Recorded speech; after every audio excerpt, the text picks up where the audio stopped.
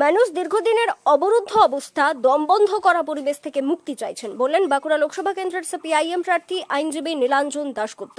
মঙ্গলবার মেজিয়ার বাগানগোড়া গ্রামে নির্বাচনী প্রচারে গিয়ে এক সভায় বক্তব্য রাখছিলেন তিনি। একই সঙ্গে নীলাঞ্জন দাশগুপ্ত উপস্থিত সাধারণ মানুষের উদ্দেশ্যে বলেন, আমি শুধু সিপিআইএম এর প্রার্থী না, আমি আপনাদের সবার প্রার্থী। সাধারণ খেটে খাওয়া গরিব মানুষের কথা সংসদে পৌঁছতে হলে বামপন্থীদের জয়ী হতে হবে বলেও তিনি জানান। মিছিলে হাঁটতে গিয়ে আমি দেখেছি মানুষের চোখ মুখে একটা প্রচন্ড দৃঢ়তার ছাপ।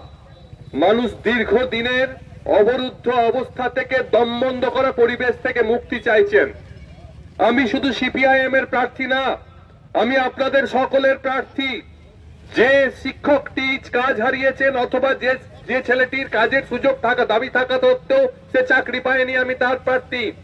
এই অঞ্চলে যে সমস্ত মানুষ ব্যবসা করেন, দোকানপাতি করেন, মানুষের হাতে টাকা পয়সা না থাকার জন্য যাদের ব্যবসা বাণিজ্য নষ্ট হচ্ছে, আমি তাদের প্রার্থী।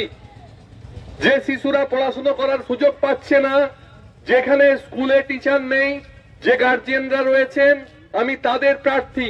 আমি আপনাদের সকলের প্রার্থী। তা আপনাদের সকলকে একটা কথাই বলতে চাই, আপনাদের কথাগুলো যদি সংসদে পাঠাতে হয়, বামপন্থীদের জয়যুক্ত করার প্রয়োজন। না হলে আপনাদের রোজকার কথাগুলো সংসদে গিয়ে পৌঁছবে না। লুটে খাওয়া মানুষের প্রতিনিধি যারা, তাদেরকে একটি ভোটও দেবেন না। ভোট দিন খেটে খাওয়া মানুষের প্রতিনিধিদের।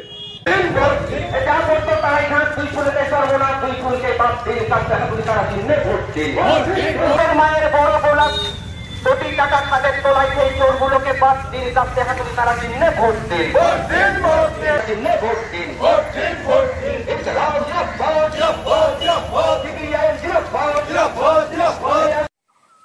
এদিন সিপিআইএম প্রার্থী আইনজীবী নীলাঞ্জন দাশগুপ্তের নির্বাচনী প্রচার মিছিলে ওই এলাকার অসংখ্য মানুষ যোগ দেন। তাদের প্রকৃত বন্ধু বামপন্থীরাই। এটা বুঝতে পেরেই মানুষ স্বতঃস্ফূর্তভাবে নির্বাচনী প্রচারে যোগ দিচ্ছেন বলে সিপিআইএম সূত্রে দাবি করা হয়েছে।